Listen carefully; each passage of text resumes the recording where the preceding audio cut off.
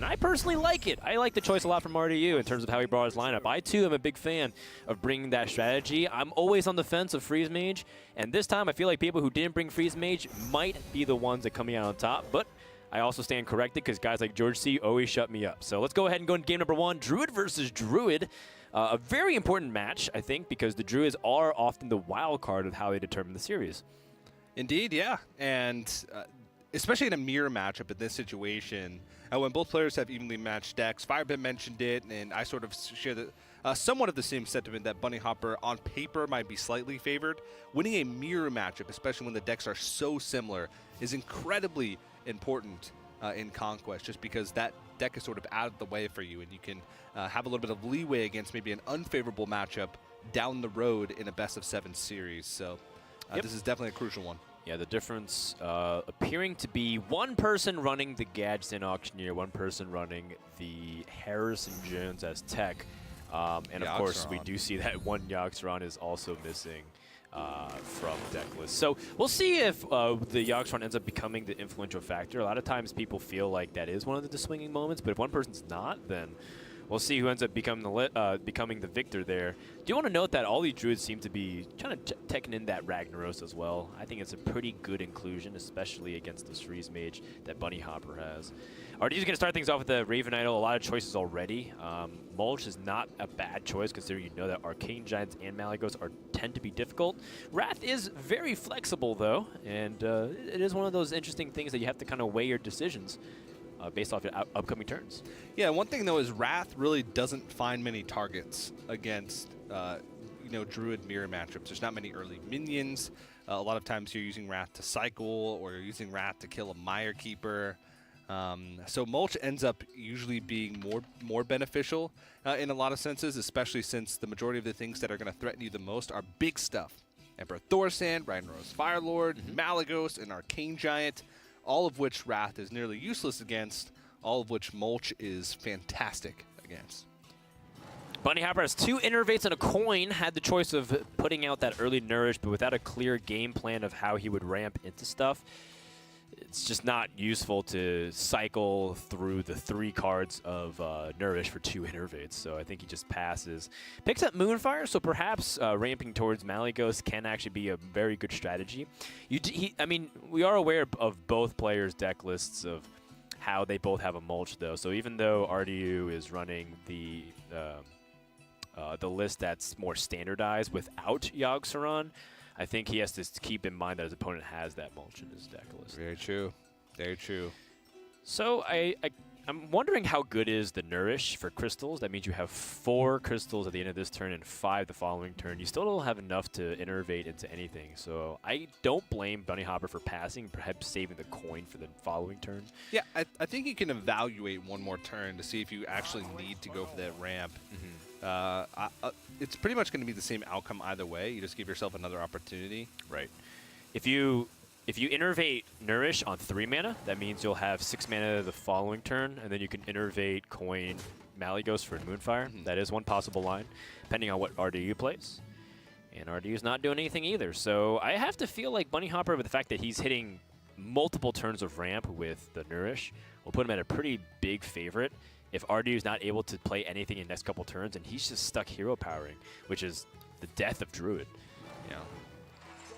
So I have a little bit more invested in this match as well, because I predicted Bennyhoppor to win. That's right, you did. The whole tournament. And if I was on the pre-show, I actually would have predicted RDU to win. Whoa, man. I would have, because I feel like he brought a really good lineup, and I feel like when you also bring a lineup, it's not necessarily just the decks, but also your company of who you practice with.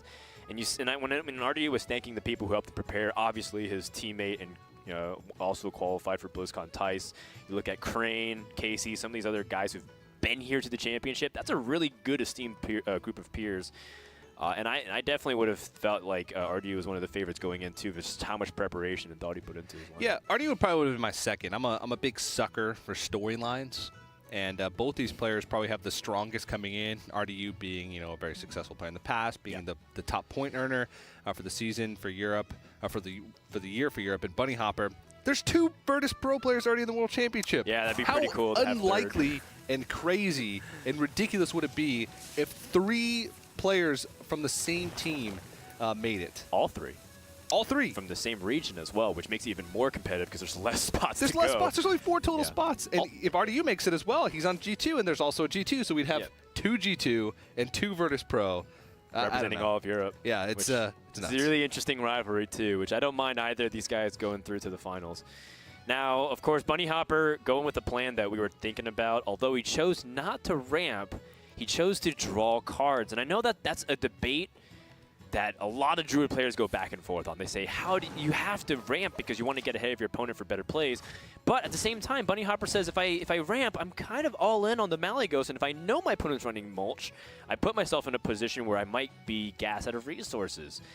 And he sees that RDU's been passing. He hasn't been ramping. That's a 3rd turn of RDU just hero powering. If you look at the match history bar, it's pretty much just that. It's hero power, Druid attacking, and then the Innervate Nourish. We've had 2 cards played, and over a dozen mana crystals available for both players. Yeah, it's really interesting how slow-paced this is. A lot of times the mirror matchup is a little bit slow-paced until you get to a certain critical point in the mid-game where one player plays a big threat and sort of determines themselves as the aggressor in the matchup. But that's risky in itself. So I feel like Bennyhoppor, though, with all these resources, has to have an advantage. I mean, he's already pieced together a lot of the combo. He's got a lot of removal. He's got a lot of options. He's ramping, whereas RDU is not. Yep, he already has Malygos available this turn. Probably ill-advised, considering that all he would gain is play Malygos on the board, and his opponent can mulch and clear the board while he's given up one of his primary win conditions. Because Druid, if you can exhaust the mulches, they can't deal with Malygos, and then you can just have this board, this very big, imposing minion that can't be dealt with. I do feel like removing the Drake is just a very good course of action. Chooses to just ramp again. Just kind of intimidating RDU at this point, having so much access to resources, and he has a full hand. So this is really hard for RDU to manage. Yeah. RDU picks up Moonfire for himself, but this seems like as good as it's going to get for him for Emperor Thorstein. He's not reducing like any pieces of the combo, maybe swipe if you could fit in with Innervate, but the big thing there is just he's reducing a lot of just raw mana from his hand. Nourish being able to draw 3 cards for 4, Rag being able to be squeezed in for 7 as opposed to 8. He can play that as early as next turn, for example. Yes. So maybe not as far as a Malygos' Druid's standard game plan, which is to reduce combos and combo people out. This is still a very valuable Emperor. I'm trying to count how much damage that Bennyhoppor can save up in the next couple of turns with Malygos, or even if he chooses to play Malygos this turn. But with only Living Roots and Moonfire, that kind of limits his options unless he wants to go for, unless he wants to save swipe for inevitably when he plays Malygos with 10 mana.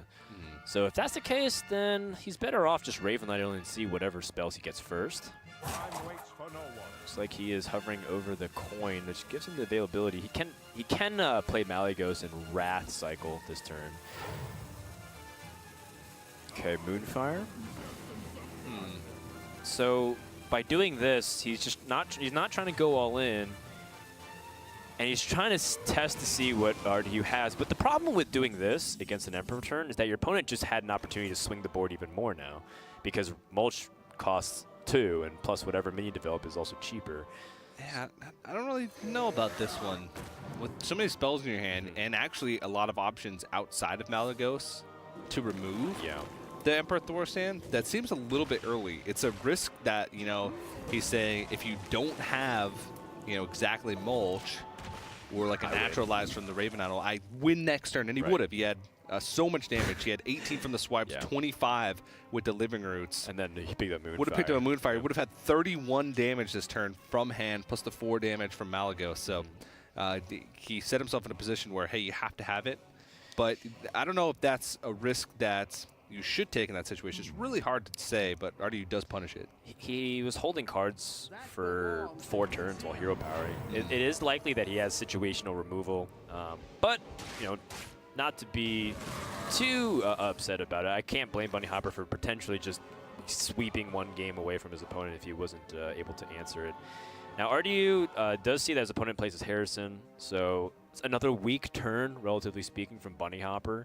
Has to kind of say that he has a lot of removal spells. I think he can interpret Bennyhoppor's hand to be a lot of damage. He went for Malygos when very clearly he knows that his opponent's aware of his deck list. And he also sees Harrison Jones on 9 mana, which basically means he can play anything he wants. So he says he probably has a lot of damage spells and removal. How does that factor into his gameplay? Yeah. I don't know.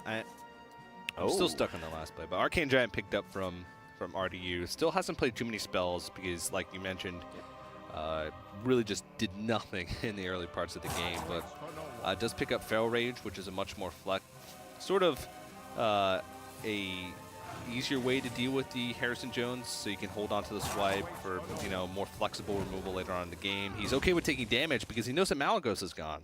So a lot of that potential for burst damage from Bennyhoppor is completely gone.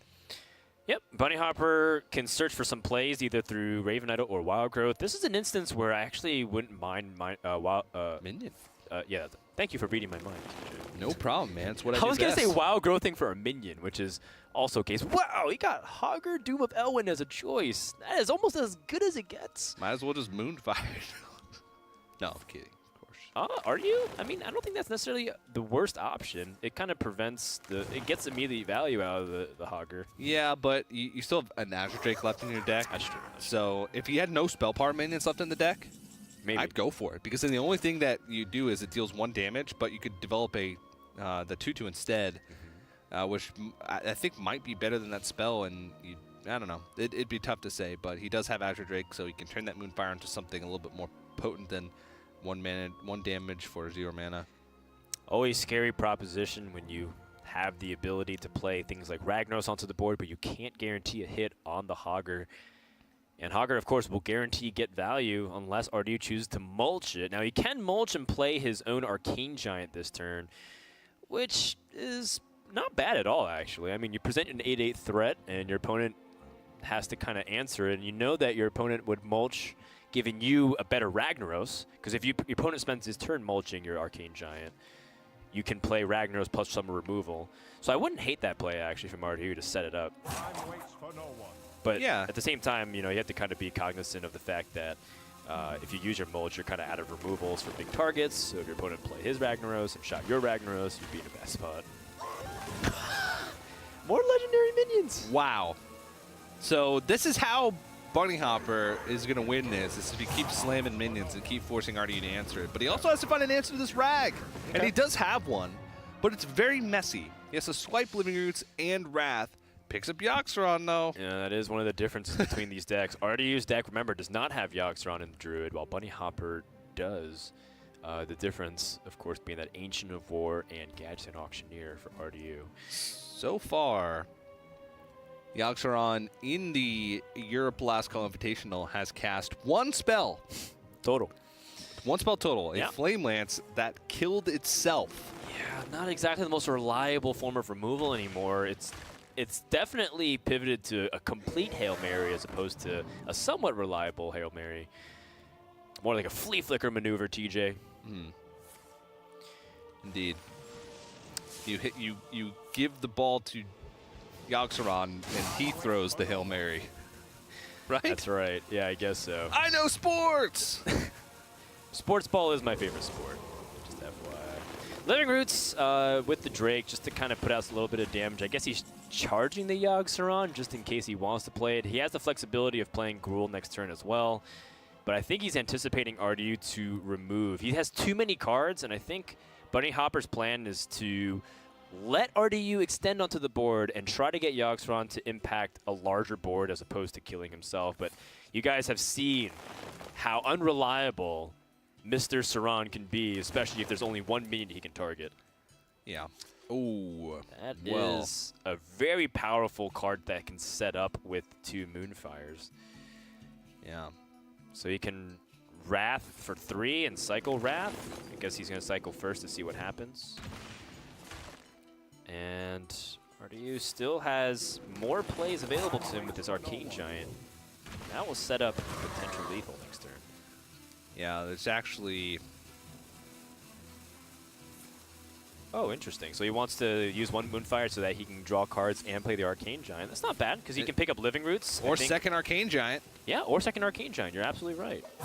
But Thing is, you know, a lot of spells were emptied last turn for Bennyhoppor. Right. Is Yogg-Saron something you think, or is it even worth playing around? Because I guess it's just as likely to kill itself. You can't play around the Yogg-Saron. Plus, it's only one target, so Yogg has a high chance of killing himself. Yeah. And RDU actually hasn't given up his 2-turn lethal because he has 2 swipes. In fact, if anything, it might have disarmed Bennyhoppor from thinking that he might have that lethal setup. It might make RDU feel like, it might make Bennyhoppor think that his hand isn't bursty, when it reality is. But, Dan, I think it's time. Yeah, it doesn't seem like he has a reliable way, unless he nourishes to get mulch. He does have the opportunity to draw 3 cards. He can even combo it with Fandral if he so desires, but that's not guaranteed. Neither is Yogg-Saron, though, and I think Bennyhoppor is weighing the odds right now. What's more likely to happen? I clear with Yogg, or I draw into mulch? To use a different analogy than your sports one earlier, it's time for Frodo Baggins to give the ring to Sam to bring it to the fires of Mordor. Oh, it's Fandral Sam in this situation. Yogg-Saron is Samwise Gamgee. That's correct. Oh, he gets it. And the nourish into mulch play pays off, weighs the odds. Now he's the one with Arcane Giant onto the board, and RDU is the one who has to answer it. Not yet, Samwise. Not yet. Oh, wait. His Innervate and a swipe. All right. Ooh. That's really powerful. And that should be the game. It's 1 damage off of it's 1 damage lethal. off. Okay. But the thing is that it clears the board and puts him to 1. Yeah. No, it doesn't put him to 1 since he's going to swipe the Arcane Giant. But it is going to put him to 4, which is, you know, still really scary to deal with, because now Bennyhoppor, if he plays Yogg, which he sort of has to, he has to worry about not only the spells killing Yogg, but also the spells killing him. Yes. So there's only 4 targets when you play Yogg-Saron, and you can cast a fireball in any of the directions. Yogg-Saron number 2 of the day, cast Battle Rage, just needs to remove the Malygos. He does remove it, and that should be the end of the spells, but he's dead. He's dead. He can't do anything else. Yogg-Saron has now cast a total of 4 spells so far. And a risky pick now for Dex, as we can see, and Bennyhoppor